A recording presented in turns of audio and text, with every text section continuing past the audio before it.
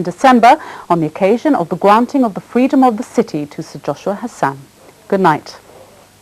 Joshua Abraham Hassan, born in Gibraltar on the 21st of August 1915, of Gibraltarian parents. Educated locally at the Christian Brothers College, he reads law at the Middle Temple and is called to the bar in 1939. On his return to Gibraltar at the start of the Second World War, he becomes involved in local affairs, the beginning of over 40 years in public life. Today he's been given the freedom of the city of Gibraltar by the people he served. Sir Joshua, good evening and welcome, and first of all may I offer my congratulations to you. I'm very grateful. Sir Joshua, I'd like to take you back first of all to your early years and what it was like living in Gibraltar in the 1920s and the 30s, and in particular when you first felt the need to help your fellow Gibraltarian. Well, that became very, very young. I was very young. I was about 12 or 11 or 12 years when I undertook to collect a subscription for a sick fund called Osed al-Lim, which was the cure for the ill poor.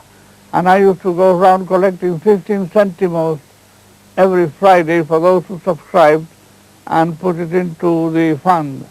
That was perhaps the very beginning of my taking an interest in the public. What was your family life like? Well, quite ordinary Gibraltarian family life. Ordinary, there was nothing extraordinary. I was the youngest. I am the youngest of five, two brothers and two sisters, and the odd man out because my grandparents had been named in the by both sides because there had been two girls and two boys, and the habit of using the name. So I was the odd man out. I was fifth, and it happened to be the anniversary of the death of a relative of mine who was the first photographer in Gibraltar, Joshua Hassan. And he was a single man who had great culture and had a bookshop and had a laboratory to make pictures. And I didn't know him because he was already dead, but I was named after him. So I claim some of his virtues. So why did you decide to become a lawyer? Was it because of family pressure? I liked it. I liked it from when I was very young. I was arguing. I used to be told that I had an old man in my stomach because I used to speak much more when I was young than when I've been older. And I liked debate, I liked arguing, I liked law. So it wasn't easy because there were no scholarships those days and the situation wasn't that good at home, but my father made an effort and I'm very grateful for what he did for me. You went to England to study? When I went to England, I joined the Middle Temple and started studying, yes. You returned to the Rock in 1939, which was at the outbreak of the Second World War. You also became, at that time, very much involved in the local affairs of what was happening in Gibraltar at the time. Did you think then that you would remain in public life for so many years? I had no idea of anything that had happened since.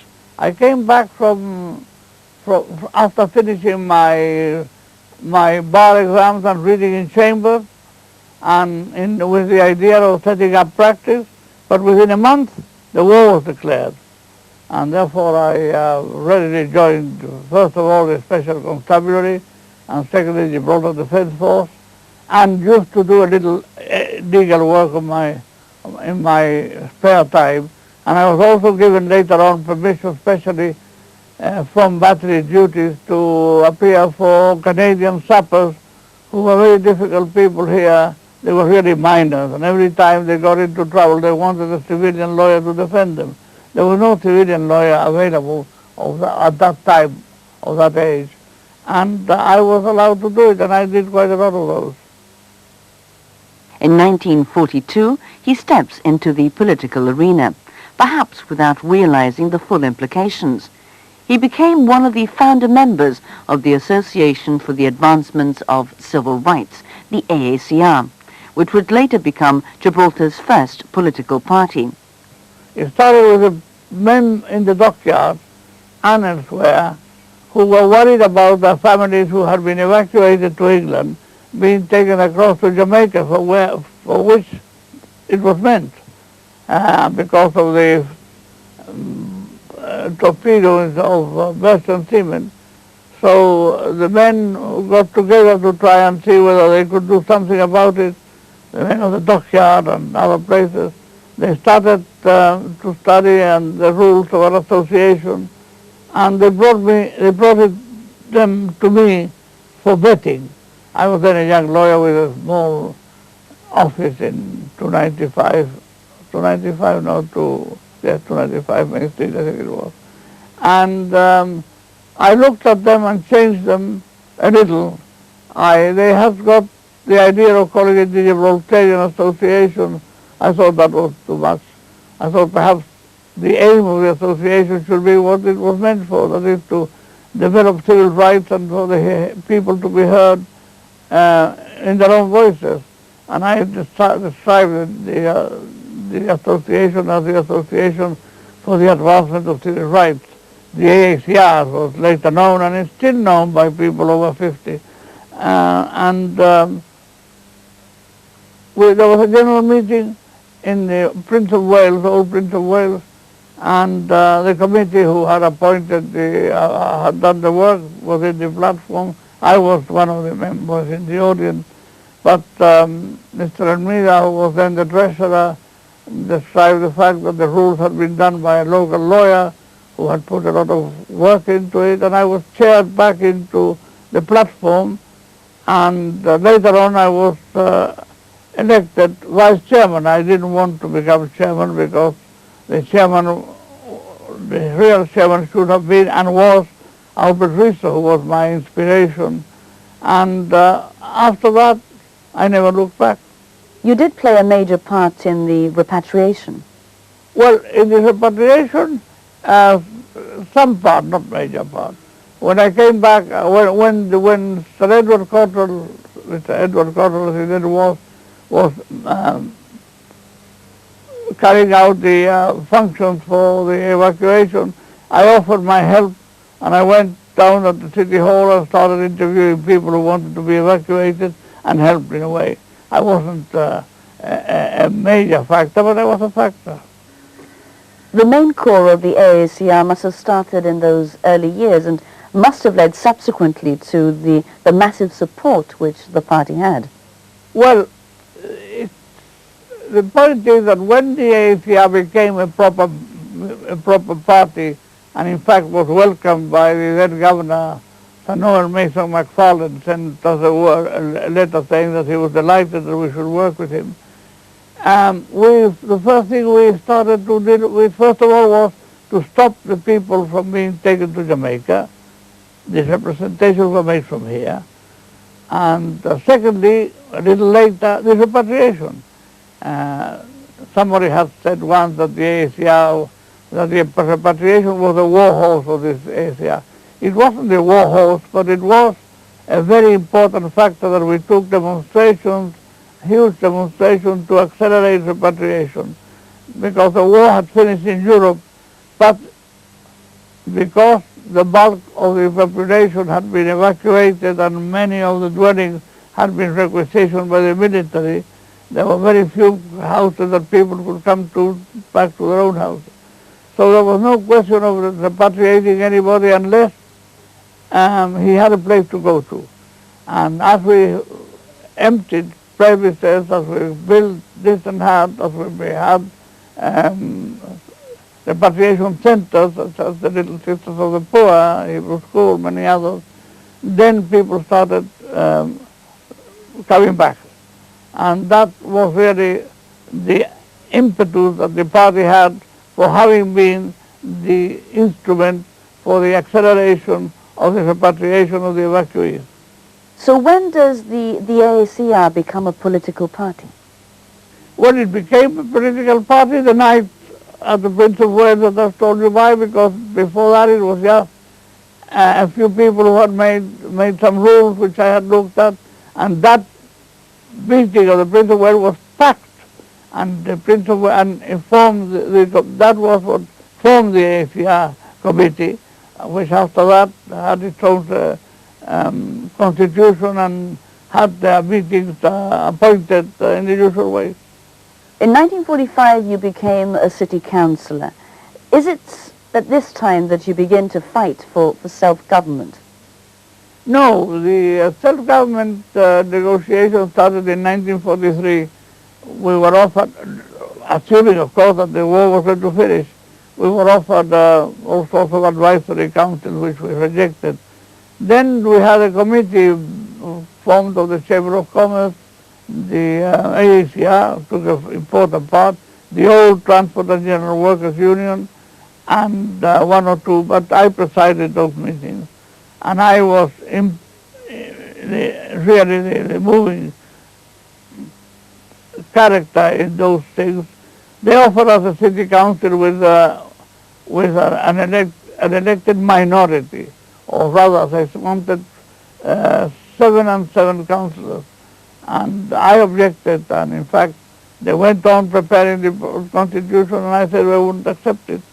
I wanted the majority of the people, and we got the majority. We got an extra one, and of course we got a very important factor, that is that the chairman and the vice chairman of the council had to be of the elected members, and no more the nominees of the old days. You were the first mayor I was of the first Gibraltar. mayor on the 1st of August 1945. I was elected mayor, and I was mayor until 1969, when the council was dissolved, except for 2 years and a bit that I was deprived of the chair by machinations I don't want to remember. So Joshua, what do you recall of the visit of Her Majesty the Queen? Well, it was after the evacuation and after all the suffering that the people had gone through, it was a great booster for the people, for our loyalty, and for to see the Queen. The place was packed. People ran from one street to another to see her as many times as possible. It was a magnificent thing, and it went very well.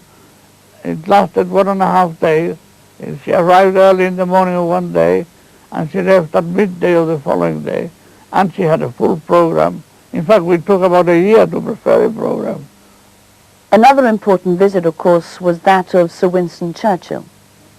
Well, the visit by Sir Winston Churchill was also a big event, different to the other one, and that he came to celebrating his golden wedding anniversary with his wife, and in the Onassis yacht, as a guest of Onassis.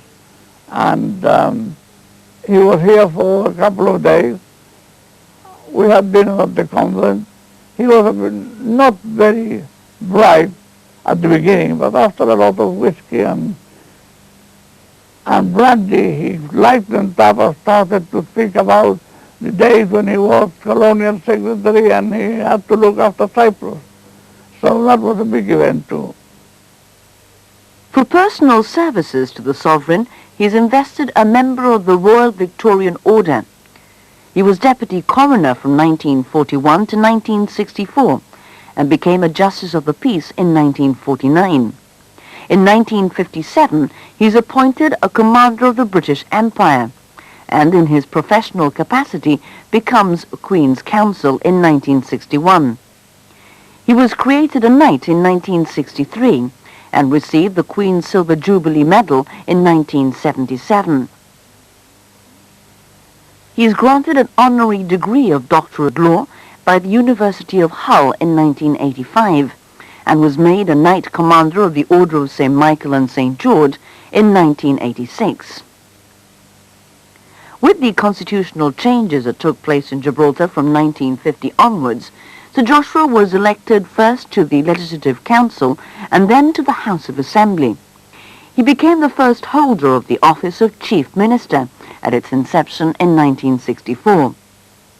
The 1960s saw him appear before the United Nations as a petitioner before the Committee of 24 on Decolonization, first in 63 and then in 64. On their return, both he and Peter Isola were recorded as heroes by the people of Gibraltar. The way the thing happened was that we were told that there was a Committee of 24 which we knew nothing about, and that they were going to discuss Gibraltar.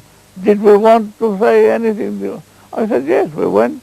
and the 4 or 5 times we went with the full concurrence of the British government, and in cooperation. We appeared on our petition of our own, and nothing a part of the British delegation. But they were very helpful, and they were playing the same tune as we were, self-determination. So there was no conflict in the way in which our appearances were handled. Did you ever imagine the welcome that both you yourself and Peter Isler would receive on your return from the United Nations? No, I don't think so. That was, no public man can expect a bigger welcome home than we got when we came back the first time and the second, but the first time was fantastic. But the people were very jubilant and they thought they had won a battle. And I told them that we were only beginning the battle. I told them from the city hall to stand firm, but not to rejoice too much, because we had difficult years ahead. I consider that was one of my prophecies in my profession as a politician. And of course we're still fighting that battle. It happened. It's happening. So that was it. These were difficult years for Gibraltar. Political pressure, Spanish restrictions and aggression, and of course the struggle which continues today, very much a case of history repeating itself.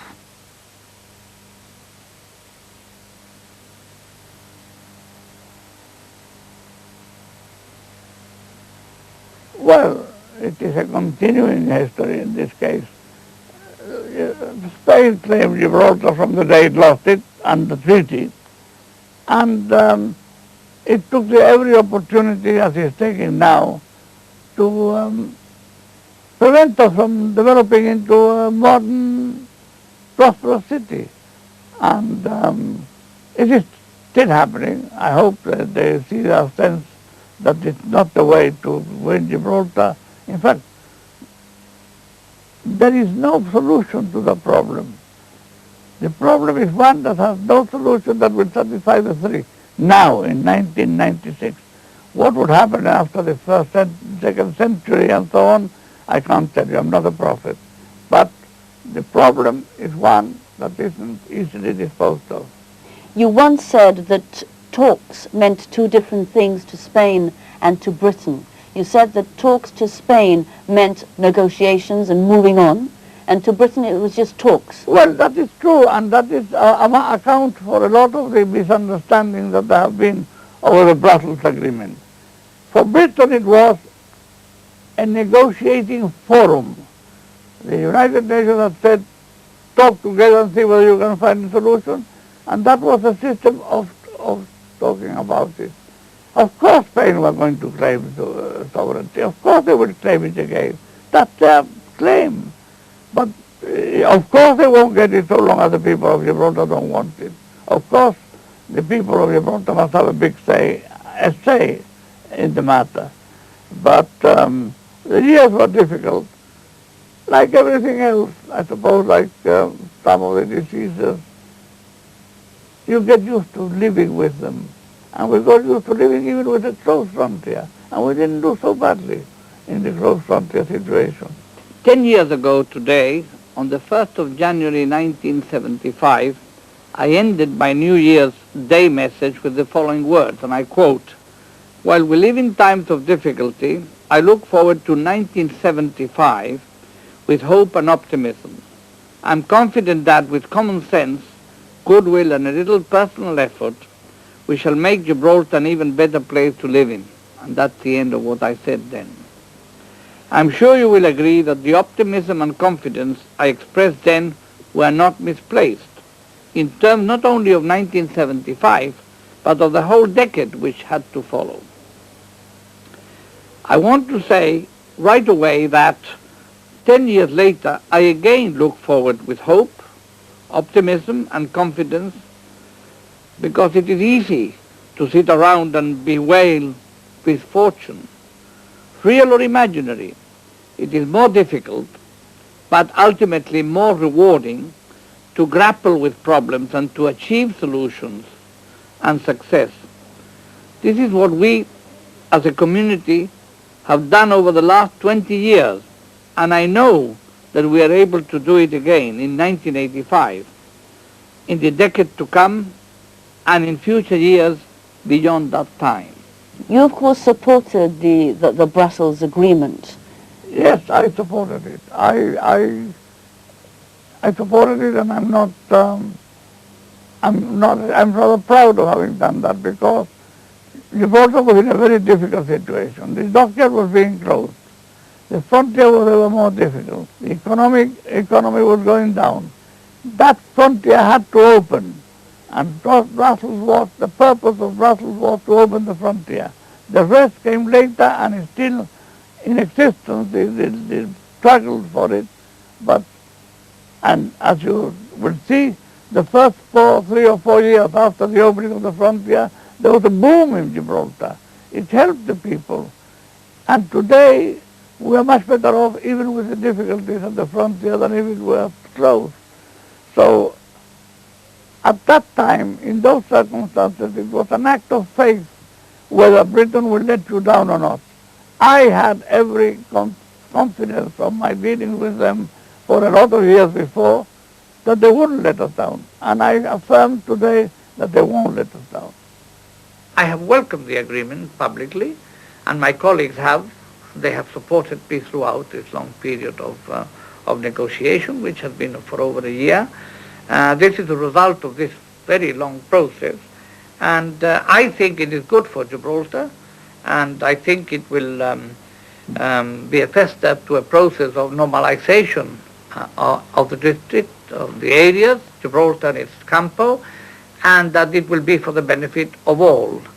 Certainly, by the way in which the people of Gibraltar took advantage of the pedestrian opening by going to Spain, there is certainly no reluctance on the part of the people of Gibraltar to cooperate in that way, so we would hope the same readiness exists on the part of other people. Brussels, of course, brought the question of sovereignty with it. Of course it had to come, but we come back to your original question. For Britain, it was a place to negotiate and to talk about. Spain negotiation meant it's ours. But they're wrong. Whether the interpretation, strictly speaking, in the two languages is different, the fact is that it was never intended that it should be a forum, as is claimed many times, for the passing over of sovereignty. It was a forum where Spain could claim that, and it was a forum where Britain could not deny it if the people of Gibraltar didn't want it. So, I mean, a lot of the fuss about Brussels is really politically motivated. If, as you said a moment ago, there is no solution, then where does that leave Gibraltar today? Well, that is the problem. But when I say there is no solution, I really should qualify that a little. There is no solution that will satisfy the three parts, which is a solution. And perhaps with time modules, this is not an arreglito or anything I'm talking about. This is sheer fact that there will be necessity of talking to Spain, whether including sovereignty or not. It's natural that it should be brought up by the Spaniards. It's also natural that it should be denied if the Gibraltarians don't want it. Where does that take us? Now, that's a very good question to which I haven't got the answer, and I'm afraid I haven't got time. I'm 81. I can't give you the answer to that between now and the next 20 years. What direction do you think Gibraltar is taking? What direction do you think Gibraltar is taking at the moment? Well, I think perhaps I might correct a little what I said before, and second thought. The answer to the Gibraltar question should come really through our union with Europe. If we are given the rights, and this is not just Spain who has to give it, it's the other countries, the right that we have as citizens of Europe, there can be a solution that might be acceptable to all parties.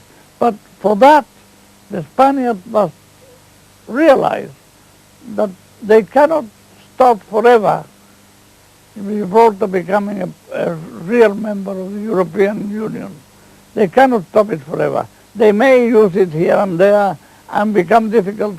I imagine that in time, if they are becoming too pernickety about this matter, they're going to get tired, the others are going to get tired and send them packing. You have been accused before and during the time of the Brussels Agreement of being a puppet of the British government. No, I've never been a puppet of the British government. The fact that I have been able to find solutions in conjunction with the British government is a different matter. I'm nobody's puppet. I've been long enough in politics to learn that and to practice it. But I've told you the reason for the Brussels Agreement, the economy, the necessity of opening the frontier. It was, as I say, an act of faith. It had to be that way. It was. I tried. I can tell you that the form of the Brussels Agreement that it has today, objectionable as it is to many, it was much worse when it started in the original draft. And I was responsible for smoothing out certain matters. I was not responsible, and I could not dissuade the British Foreign Secretary to have the word sovereignty included. But I made a very big reservation, a very big public reservation at the time, that though we accepted that as a forum, a negotiating forum, we in no way were prepared to give up any of our sovereignty. The safeguard was there, and the safeguard was made at the first meeting of the Brussels Agreement. So Joshua, how would you describe your relationship with the many governors that served on the Rock during your time in office? Well, I think with one slight exception, which I'm prepared to forgive, my relations with the governors have been good, because I have stood my ground, and if you stand your ground and you have reason, the Englishman will respect it. And I think that I have been able to get on very well with governors, some of whom remain in correspondence with me and so on. And in no way is that a meaning that I did what they wanted. In fact, sometimes they wanted to know what to do by asking me, not for them to tell me what to do. I had to tell them what to do. When Gordon Macmillan arrived as governor and I went to see him first, he said, I have been told by Mr. McFarlane that you will help me to learn about Gibraltar. So that was a bit of a sign. You, of course, have always been against civilianizing the role of the governor, having a civilian governor. We now have the news that we will have a civilian governor in next year. There's been reason in my reason.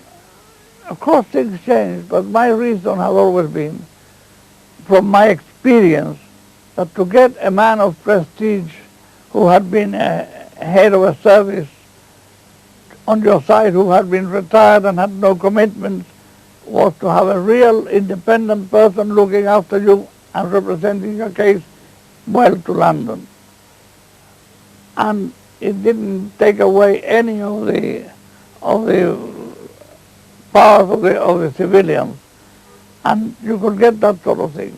Now, in the last 4 or 5 governors before I left, I had to fight that battle and I won. They wanted to put a diplomat and I opposed it. Now the whole thing is different. There may not be any senior officer available. So do you think it's a good thing that we're getting a civilian government? Well, you see, the way it was put before was that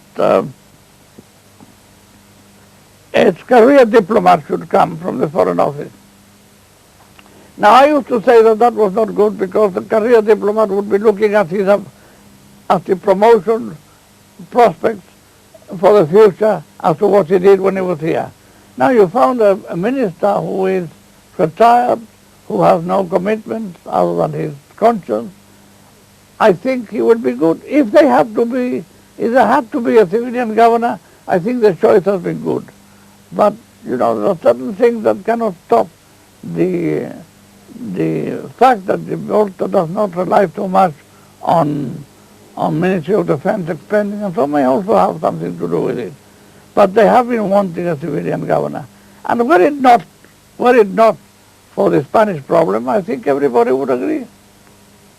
The fact that the new governor, the civilian governor, is a senior politician, do you feel that this will bring problems in future for Gibraltar?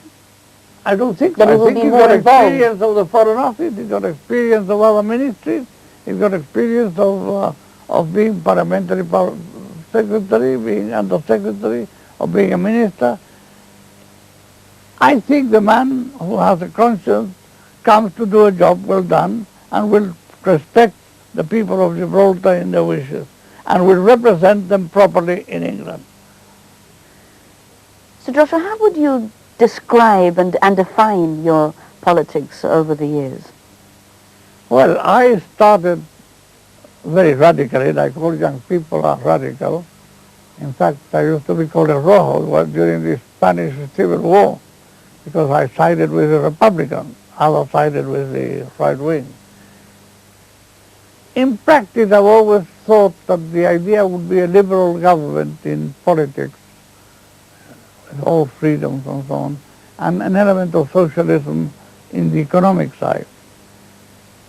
And that was my view, and probably it is my view now, but it would be ridiculous to pretend that age hasn't got an effect on your thinking.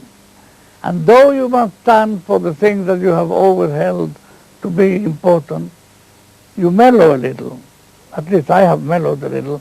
And I would not be as radical today as I was 50 years ago, but still radical. I'm very proud that I feel myself identified with the left wherever I go. What does British mean to you, being British? Has it changed over the years? Pardon? Has it changed over the years? No. It is something as having two legs. It's something you've got. British, you are British, and that you don't look around. Let me tell you that until the 1950s, the question of sovereignty didn't arise and people didn't know what it was. It was natural to be British. It was. What else could you be? There are many people who consider you to be a man of the people. What do you say to that? Oh, I must agree with you totally. I am totally devoted to the people, totally given of my life to the people, and I am proud to say that even after 8 or 9 years of retirement, I still find a lot of support from people. I have no distinction of classes or anything. Our movement, the AACR at the beginning, was more of a trade union than anything else, except for the constitutional development. And I think I know more people in Gibraltar than anybody else, perhaps because I'm 81, but...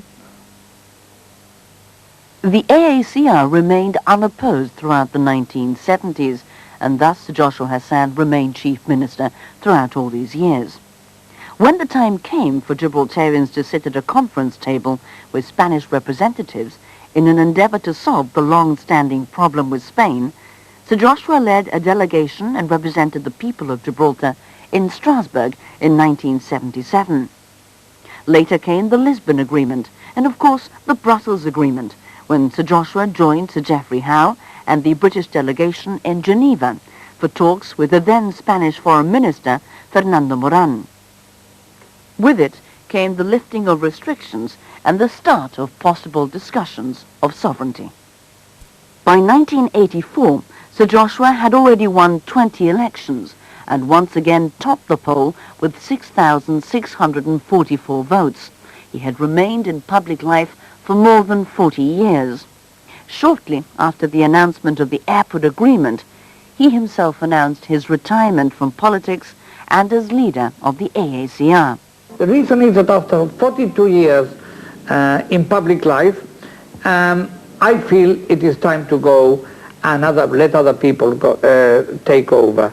I have been deprived over the years of doing things that people think is normal, such as time to read, time to travel, time to write, time to listen to music, time to be with your family more, all those things that I have been deprived of over the years, and I see that at 72 I should give myself a little break. And added to that, of course, the fact that I'm blessed with 2 young children who very much want me to be with them and are very strong in the fact that I should not stand because they think that I have deprived them too much of my company and therefore that I shouldn't stand. But really they are personal. As far as my wife is concerned, she has not interfered in any way. She has said that whatever decision I take, she will support me because she knows that politics are my life and she wouldn't want to interfere. But once the decision is taken, I'm sure she will welcome it. When you retired from politics, there were rumours, there was speculation at the time, that you had done so as a result of the airport agreement. Well, you know, myth is very difficult to take away from people's minds. I had decided to leave politics, and I so told my successor on the 1st of August of that year. But I did tell him I would not be able to announce it until after the talks under the Brussels agreement, because I think that would have been foul with Geoffrey Howe not to have a retiring chief minister to help him in the talks, and with authority. And I therefore told my successor that I would resign after the talks. Now at that time, the talks were talks under the Brussels agreement. The question of the airport was tackled separately. And because there was no agreement on that at the talks in Madrid, the question of the airport was transferred to London, where the Foreign Office, Foreign Secretary undertook the negotiations, and it was a difficult one. Britain started very strongly, then it found itself a bit. Britain always finds, before she supports Gibraltar, what does public opinion say? They have to have regard to have their position in the world.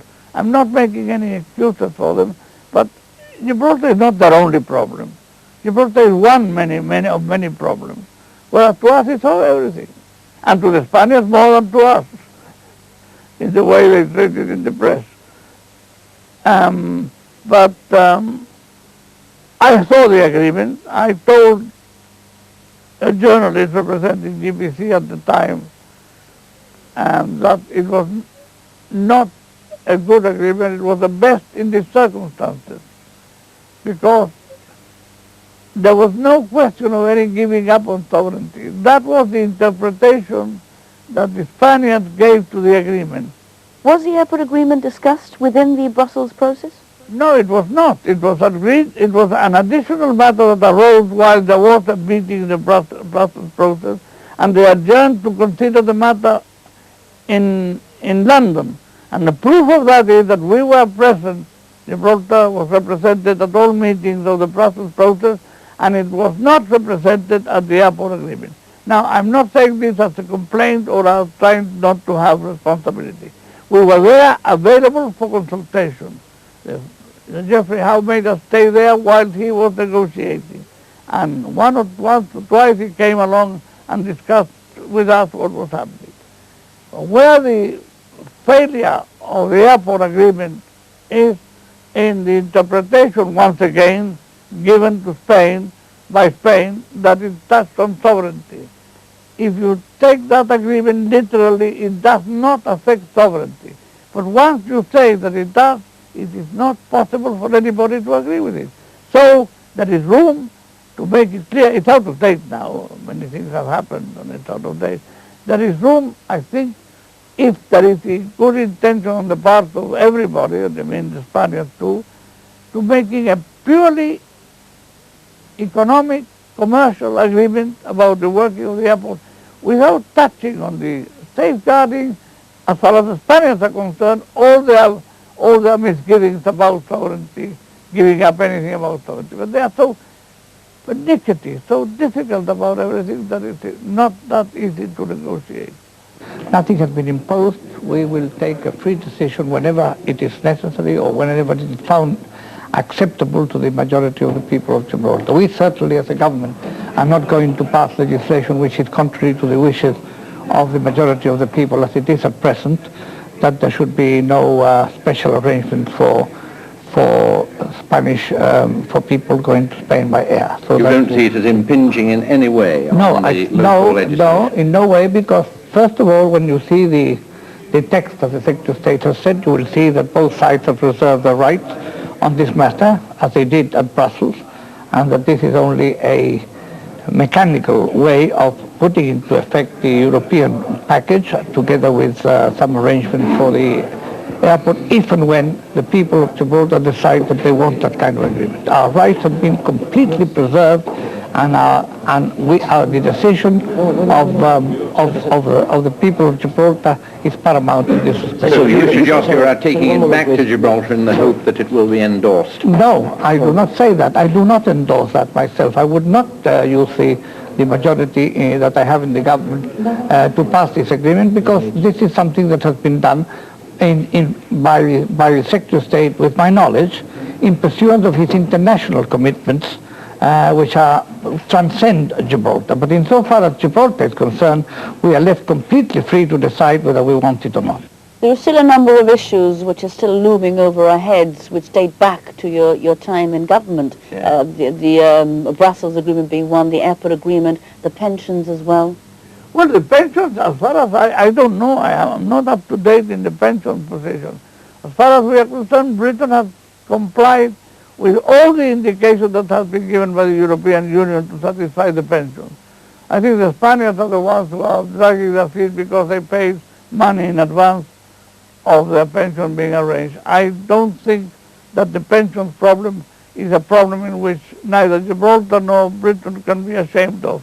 It has behaved very well, and it has made many people happy.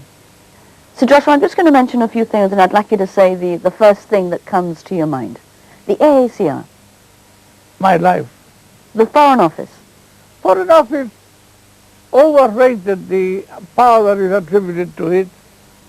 Of course there are mandarins there who want the things the easy way, but there are conscientious politicians, there have been, and there are at the head, that respect the commitments taken on Gibraltar. The closure of the dockyard. A disaster. But a disaster was made because of the way in which the opposition dealt with it at the time. They didn't even allow the operators to enter the dockyard before they were to take place. And then they do exactly the same, but they asked us for 40% increase in wages, and now there are people there working under very low wages, supervised and with the consent of the government. The dockyard could have worked well if there had been an attempt to work with it, but there was said to be no dockyard deal. But what has happened with the dockyard? The government of the day now, the others made it very well, have got a wonderful landed estate there. They've made all sorts of things. And the dockyard is there to be used for purposes for Gibraltar. It's ours. It's our land. That is what I got out of the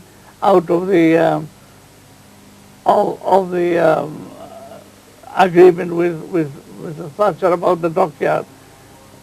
Further work, the money that was spent, if it was spent badly, it's certainly not the politician's fault. The money that was spent there, the work to which it can be put, the dockyard, and then I got all the place where the Queensway Quay and more is concerned, which was occupied by the military and which they had to pay about 20 million to transfer to other places, and Rocha Bay. All those was the package I got out of Mrs. Thatcher for agreeing to what was inevitable, which was the closure of the dockyard. Now what has happened when the regiment went? Did they make any claim for compensation equivalent of the loss that Gibraltar was suffering from the economy? Not a word of claim. We are too proud to ask, apparently. I was proud to ask, but when it was the benefit of my people and so on, I would ask. I said once or twice that I was ashamed of going to London to ask for money after the closure of the dockyard, because up to all those years before we had managed without any help from Britain, and occasionally we got some help, but unasked for.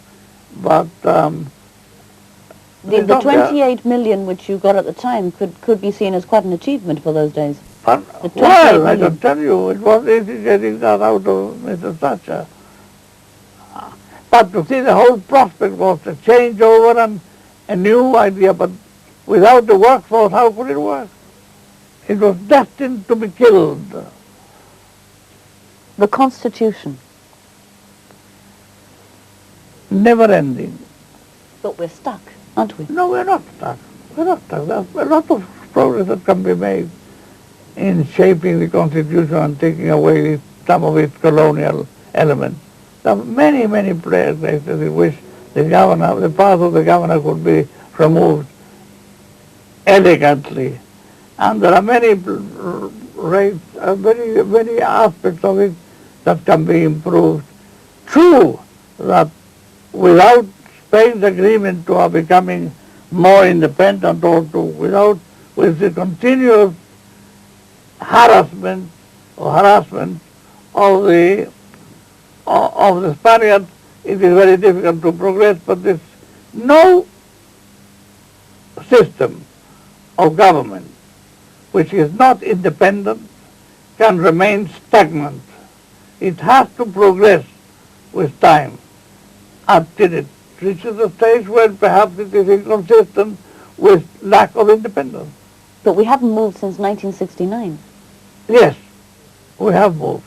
There have been many practices, that is only people who are inside know, many practices that have undertaken, many powers that have been given to the people sub rosa, on the same wording of that, but not change in substance, but there have been a lot of changes, a lot of let go in the Constitution without objection from Britain. But it has to change. All things have to change, and the Constitution is one of them. Self-determination, free association? Self-determination, we proclaimed that in 1963. But then you get the difficulties about the Treaty of Utrecht and the cross. Britain is sure that she owns Gibraltar because of the Treaty of Utrecht. I'm not defending the treaty. It should be scrapped as far as I'm concerned. But it owns its title, and that is what she has to defend. And when she's defending the title of Gibraltar in the world, he's defending the Gibraltarians. The Gibraltarians. The Gibraltarian is a very sophisticated person with a lot of knowledge, a lot of instinct, a lot of self-assurance, slightly spoiled perhaps because of the way in which things have developed in Gibraltar, and it suited the British government to spend money in Gibraltar, but honest and true and law-abiding. Above everything else, the Gibraltarian instinctively is law-abiding, and being law-abiding in a community can augur very well for the community in the future. Finally, Sir Joshua, we're reaching the end of our interview. Why do you think that you remained in power for so many years? Because they liked me. Because I gave them, I never promised anything I couldn't give. I mean, you know, there are many years before, but the 4 elections after the Peninsula fracas, I'm not afraid of calling it a fracas, 72, 76, 80, 84. 4 elections, one after the other, won handsomely. Perhaps the people had trust in me and thought that I would never let them down, and they were right. And what would you say was your greatest achievement throughout your political career? Obtaining self-government for Gibraltar. And how would you like to be remembered? A Salvador.